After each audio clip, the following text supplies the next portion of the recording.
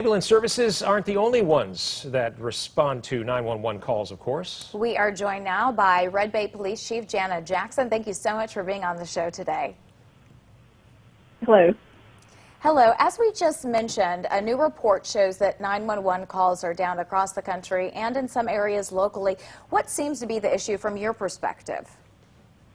At the beginning of the pandemic, we did see a slight decrease in emergency calls, but now since the city is reopening businesses, workplaces, calls are going back to normal amount for our city.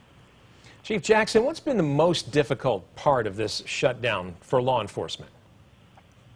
Well, I think just making sure that we respond in a safe manner for our safety, for the safety of the citizens, and also making sure that we fairly enforce the governor's orders from the state health department.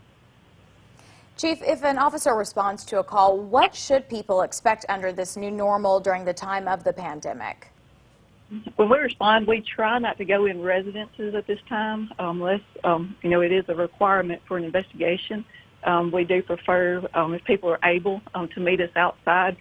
We do wear masks, gloves, protective equipment, and if the person needs to come to the police department, we try to meet them outside also here. If it's an emergency situation where they have to come into the police department, we do provide a mask for them.